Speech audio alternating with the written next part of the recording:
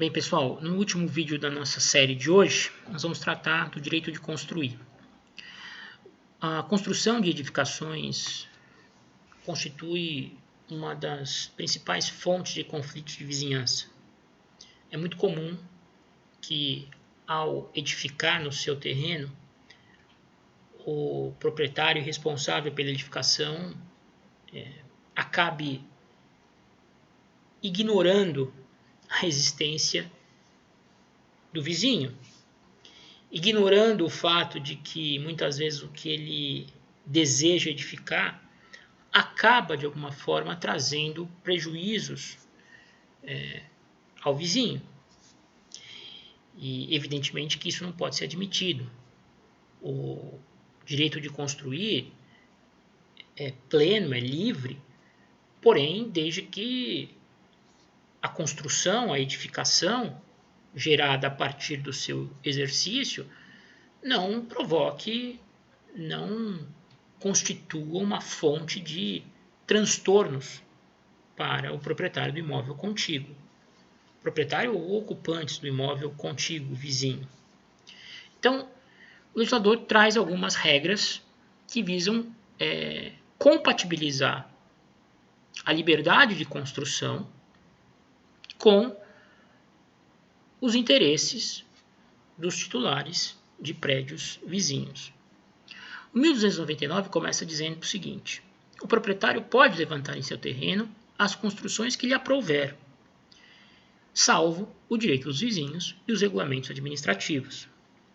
Então, em princípio, há total liberdade para a construção, desde que, com a construção, você não atente contra o direito e os interesses de proprietários de imóveis vizinhos e não desrespeite regulamentos administrativos. Então, nós temos dois tipos de espécies de limitação ao direito de construir.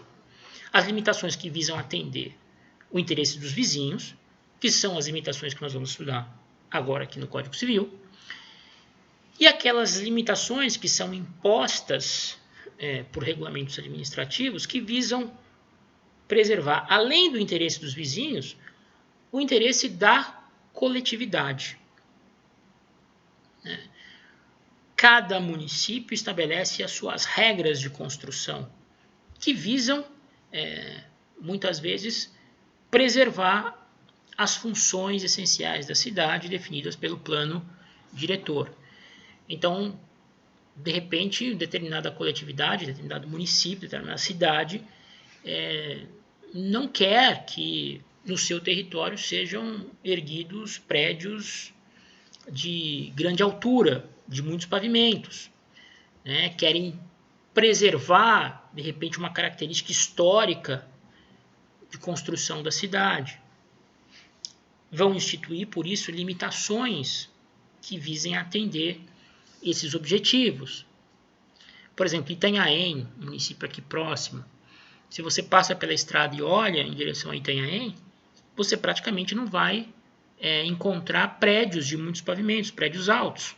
Por quê? Porque o município tem lá uma legislação que visa regulamentar o direito de construir, que estabelece que acima de um determinado número de pavimentos não é possível construir em grande parte do território da cidade.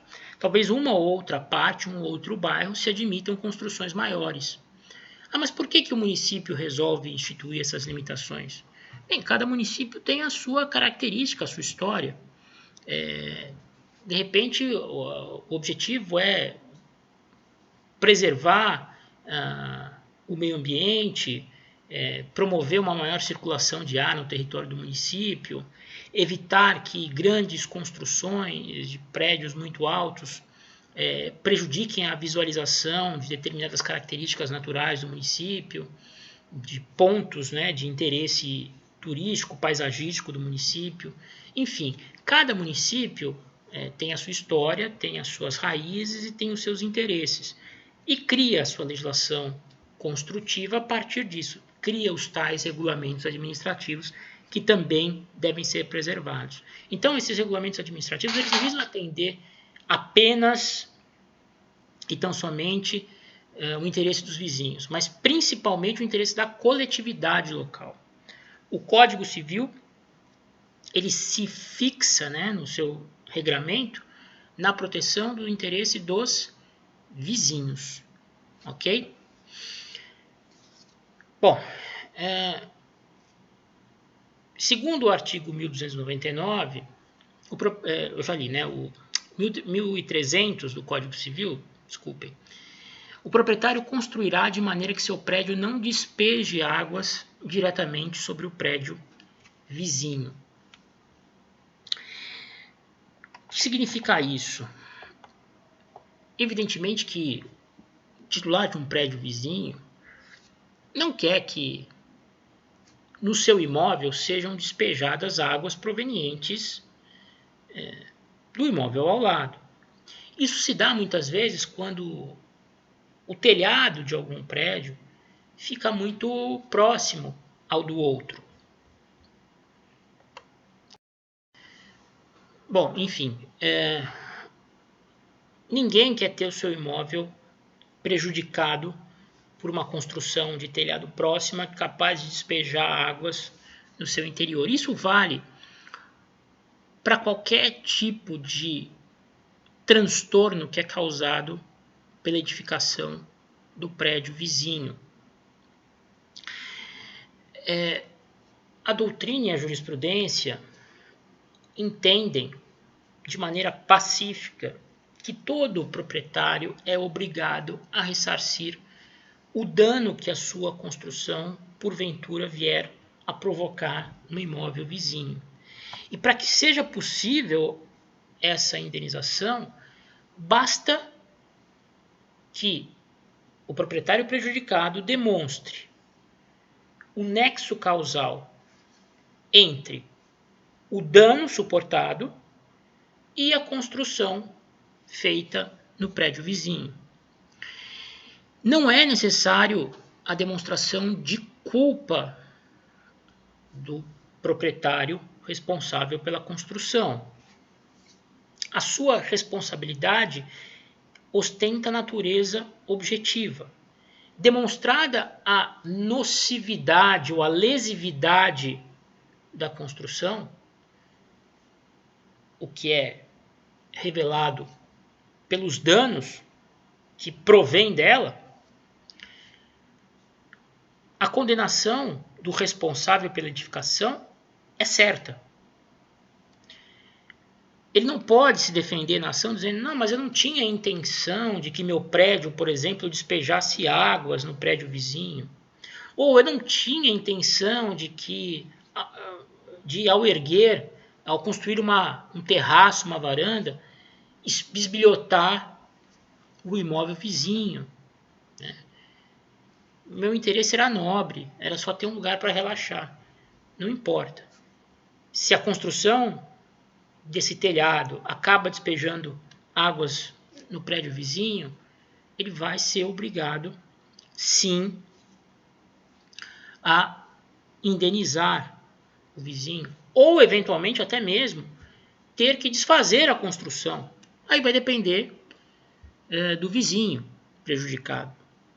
Se a janela aberta devassar a propriedade alheia, porque é aberta muito próximo do muro divisório entre os imóveis, permitindo assim uma visão privilegiada, né, para o interior do imóvel vizinho, ele pode ser obrigado a fechar essa varanda, né, essa janela, enfim. A responsabilidade é objetiva. E os prejuízos, eles têm que ser ressarcidos pelo responsável pela construção. E nesse caso também a jurisprudência entende que existe solidariedade entre o dono da obra e o engenheiro que a executa. Então, se eu contrato uma empresa de engenharia para que ela construa o meu terreno e a execução do projeto acaba gerando um dano para o titular do imóvel vizinho, eventuais prejuízos poderão ser exigidos tanto de quem determinou a construção da obra, do dono do imóvel, quanto daquele responsável pela sua execução, né? E sem prejuízo da indenização dos prejuízos que porventura tiverem sido causados, é possível também que se exija a própria demolição da construção. Então, é uma responsabilidade aí ampla, né, daquele que resolve construir, e a construção, infelizmente, acaba causando algum prejuízo para o vizinho. Bem, além da questão do despejo de águas, outro dano muito comum causado pela construção de edificações é o comprometimento da privacidade do titular do prédio vizinho, né? É aquilo que a doutrina chama de devassamento da propriedade vizinha, né?